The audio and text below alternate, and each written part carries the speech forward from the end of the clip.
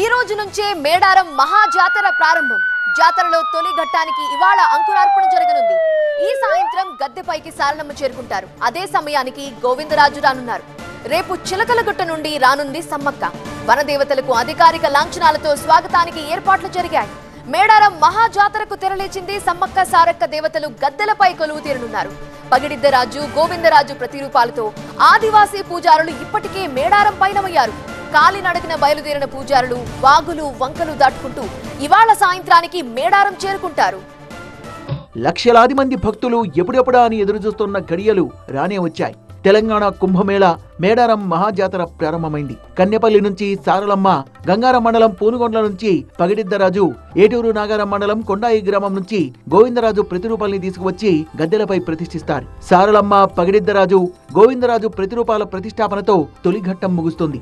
ఈ కార్యక్రమం అంతా పూర్తిగా ఆదివాసీ ఆచారాల ప్రకారమే జరుగుతుంది. సంతానలేమి సమస్యతో బాధపడుతున్నారా? చింతించకండి. సుమారు 90,000 జంటలకు ఆనందం నింపింది ఓఎస్ఎస్ ఫర్టిలిటీ. ఈ రోజే 7825893600 కి కాల్ చేయండి. సంతానోత్పత్తి చికిత్సపై భారీ డిస్కౌంట్లు పొందండి. గుడ్ న్యూస్ చెప్పండి.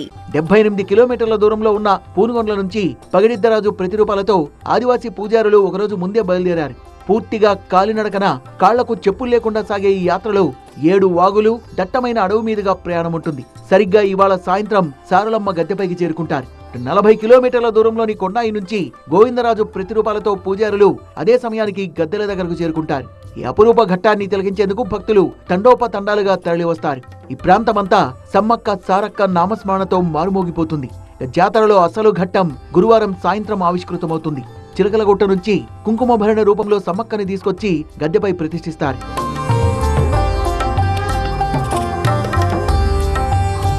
నాలుగు రోజుల జాతరకు అధికారులు అన్ని ఏర్పాట్లు చేశారు.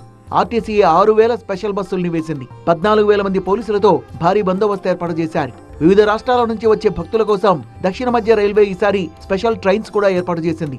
కాజీపేట లేదా వరంగల్లో రైలు దిగి బస్సుల ద్వారా మేడారం చేరుకునే విధంగా రూట్ మ్యాప్ రెడీ చేశారు.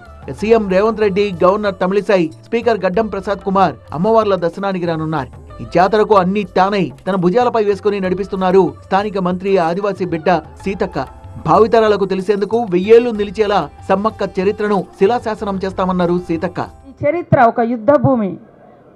ఈ ప్రాంత ప్రజల కోసం తమ జీవితాలను పణంగా పెట్టినటువంటి తల్లులు ఈరోజు మనందరికీ దైవాలుగా ఉన్నారు.